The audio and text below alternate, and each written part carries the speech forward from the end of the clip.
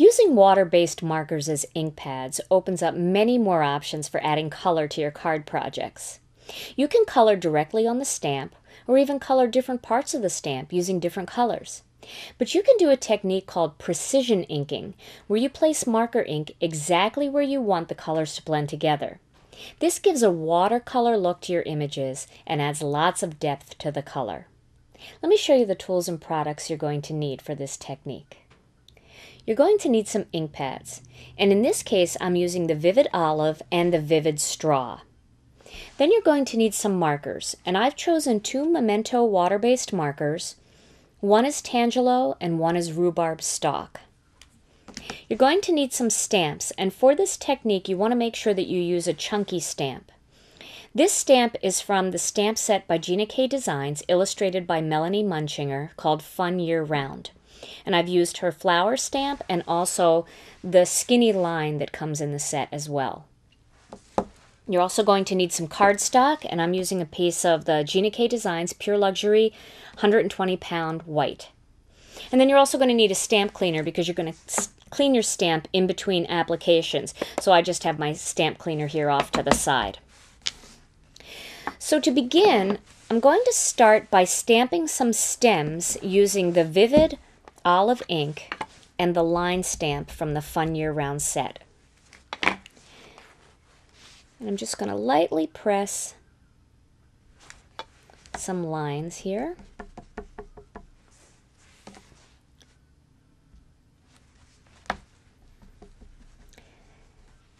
I just love this particular stamp, and what's so funny about it is that this stamp wasn't even supposed to be in the set, and it was just a little line that was left over from our plate making, and it turned into a rubber stamp that has so many fun applications.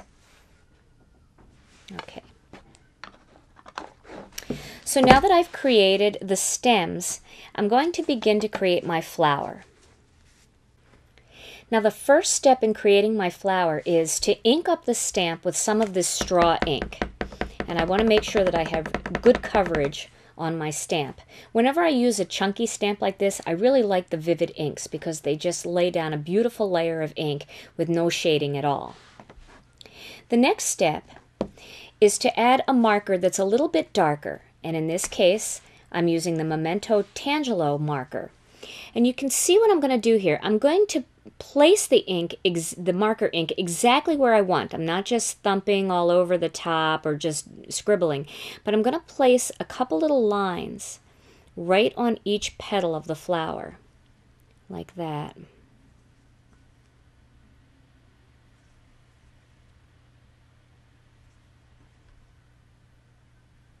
Okay, and once I've added a little bit of the Tangelo, next I'm going to add some of the Rhubarb Stock.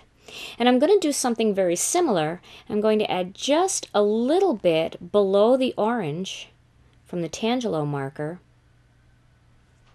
You can see I'm just doing like 2 or 3 little lines on each petal.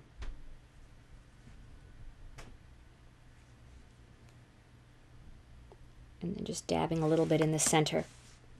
Now my next step is to huff, and that means to breathe moist, warm air onto the image because some of that ink and marker has already dried, so you want to reactivate it by using a little bit of warm moisture. And then I'm going to place that, stamp that exactly onto a stem like that. Can you see the depth you get in that? Now I'm going to do one more. I'm going to clean the stamp and start over. Again, inking up the stamp with the straw ink, and then adding a little bit of the Tangelo marker.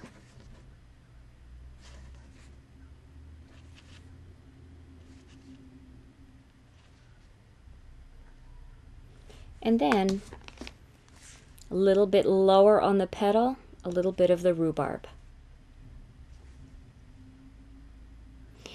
And this gives me just that nice color blend where it goes from the lightest ink, which is the straw on the outside of the petals, all the way down through the Tangelo and then the deepest, which is the rhubarb. Again, breathing some moist air onto the stamp. I'm going to stamp that flower right on that stem. And you can see how these flowers look like they're watercolored. Now I'm going to decorate the center of each of those by using some of the metal nail heads, and these are the 3mm size. And this is a pretty easy thing to do. All you have to do is just cut one of those little nail heads off. You can just cut while it's still attached to that sticker back, and then you can just peel it off and place it into the center of your flower and press like that. And you can alternate by using rhinestones or brads or even eyelets in the center to decorate your flowers in different ways. And here is an up-close shot of my finished card. Try precision inking with pinks, purples, and blues and other combinations to see what beautiful color blends you can create.